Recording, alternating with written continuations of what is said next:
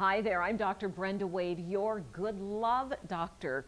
In this four-part series, we're talking about healing toxic love. So last week in part one, we covered what are the three signs that you're dealing with a toxic person or a toxic relationship. Number one, it's that person has a mantra and it's I, me, mine, I, me, mine. It's all about me. They suck up all the air. The second flag is that you're dealing with someone who shames you or blames you or puts you down, especially when you want to talk about the issues in the relationship or your feelings. Things like, you're so sensitive. Everything I do hurts your little feelings. Oh, that's ridiculous.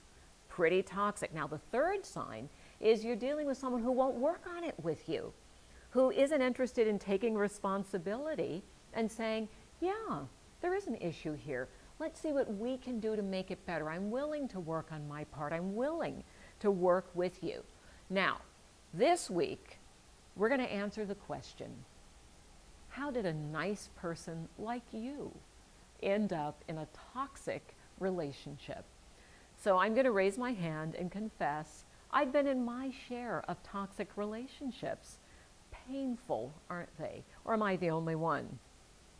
And I had to look long and hard at myself and take responsibility for looking at what part of me got me in that toxic situation with all those red flags that I just mentioned. And this is what happened. I grew up in a family where my parents did their very best, but they just couldn't show love and nurturing in the way that I needed it as a child.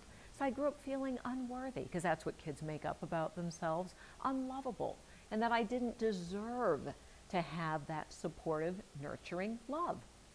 I didn't even know what it would look and feel like.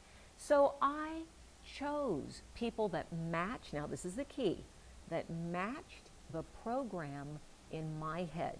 We all have a program or a template, a blueprint, whatever you want to call it, and we are focused on that, whether it's consciously or subconsciously.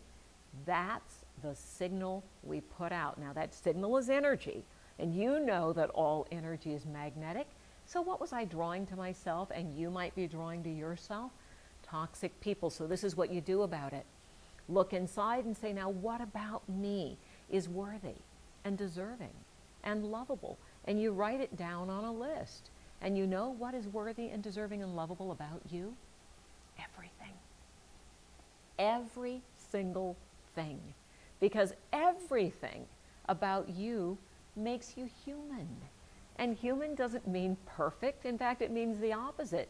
It means we've got all kinds of flaws and foibles and warts and things. Why? Because those things help us to grow. The very thing that you might be upset about is something you can work on so that you get better. You learn forgiveness, compassion, mercy, unconditional love for yourself. Now, aren't those great traits? And remember, those all lead toward my big goal, peace in the world, not too much to ask.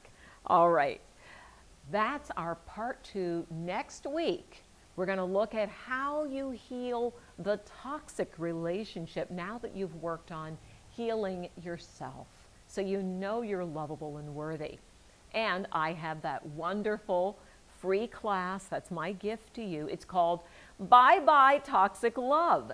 So if you're ready to say goodbye to toxic love, register at drbrendawade.com and get your free 90-minute live Bye Bye Toxic Love seminar. All right, everyone, blessings.